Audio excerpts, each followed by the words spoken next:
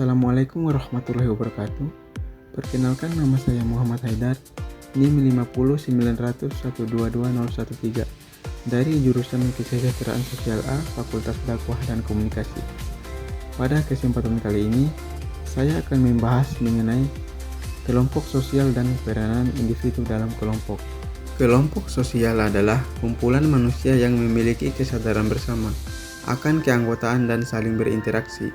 Tujuan dibentuknya kelompok sosial adalah untuk mewujudkan penerapan nilai-nilai sosial yang ada dan dibutuhkan dalam suatu struktur sosial pada suatu masyarakat.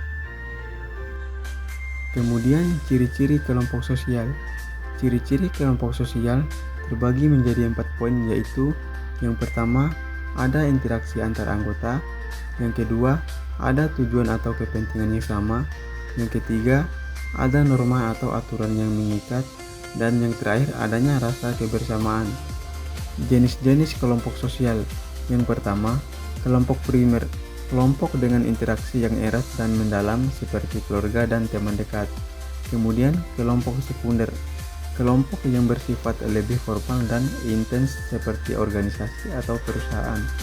Kemudian, kelompok formal, memiliki struktur dan aturan yang jelas. Dan yang terakhir adalah kelompok informal, terbentuk secara spontan tanpa aturan yang resmi. Masuk pada fungsi kelompok sosial. Yang pertama, fungsi sosial, membangun interaksi dan komunikasi antara individu. Yang kedua, fungsi pendidikan, kelompok membantu individu mempelajari norma dan nilai sosial. Dan yang terakhir adalah fungsi kontrol sosial, kelompok mengawasi perilaku anggotanya agar sesuai dengan norma. Selanjutnya, peran individu dalam kelompok. Yang pertama, peran aktif. Yang kedua, peran pasif, pemimpin, dan pengikut. Peran aktif adalah individu memberikan kontribusi langsung terhadap tujuan kelompok.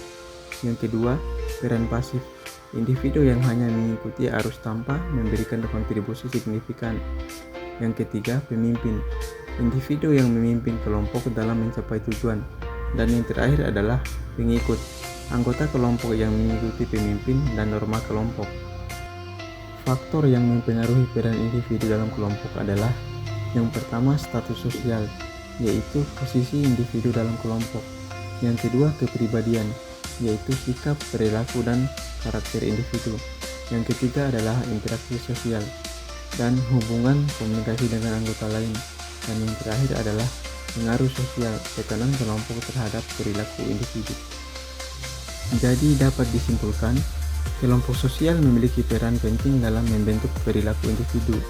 Setiap individu memiliki peran penting yang berbeda-beda dalam kelompok, tergantung pada interaksi, status, dan pengaruh sosial. Baik, itulah pemaparan materi dalam video singkat ini. Semoga bermanfaat bagi kita semua untuk kedepannya. Lebih dan kurangnya mohon dimaafkan. Wabillahi taufiq wal hidayah. Wassalamualaikum warahmatullahi wabarakatuh.